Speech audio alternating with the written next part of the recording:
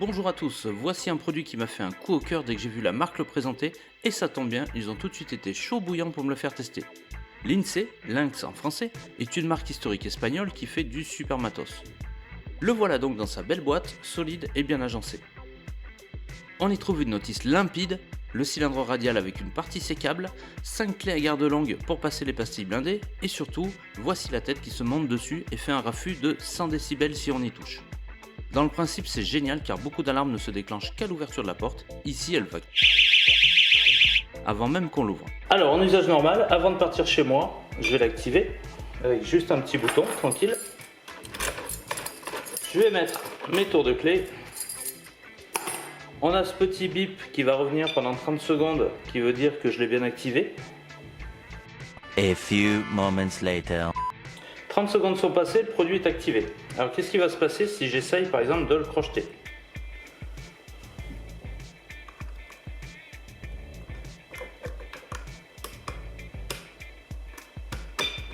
Ah ben ça y est, avant même d'aller au fond du cylindre, le simple bruit de crochetage s'est répercuté dans la tête du produit et les vibrations ou le bruit que mon crochetage a fait ont activé l'alarme.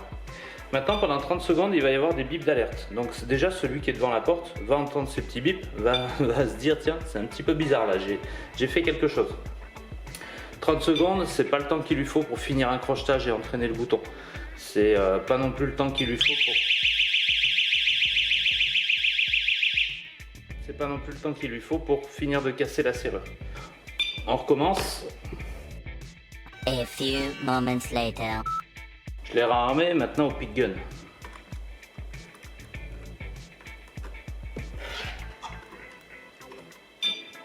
Voilà, je suis allé trop loin, je l'ai activé.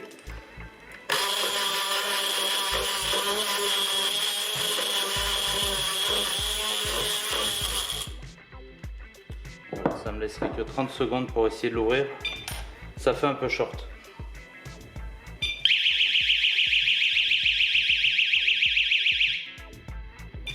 Je le réactive. A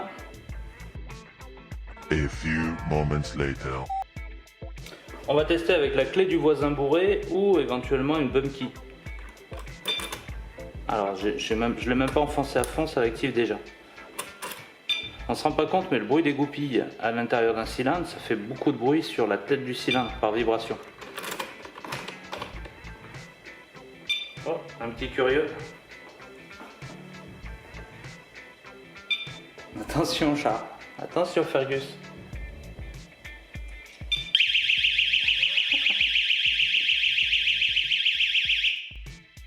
Ça fait peur au chat aussi. A few moments later. Donc du coup on a un déclencheur au fond, mais on a aussi un déclencheur de vibration qui fait que, alors c'est pas au bruit que ça va se déclencher, c'est pas du bruit dans un couloir qui va le déclencher, mais c'est vraiment le contact avec le cylindre, avec une pince ou avec un tournevis qui vont déclencher l'anti-vibration.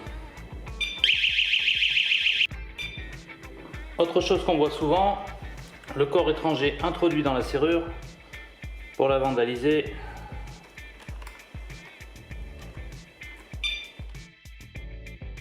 Et ce qui est absolument génial, c'est que ça ne mange pas de pile. Pour le recharger, j'ai juste à serrer les petites ailettes. Je pars avec mon système. Je le branche sur un micro USB. Et là, ça va charger assez vite avec le témoin.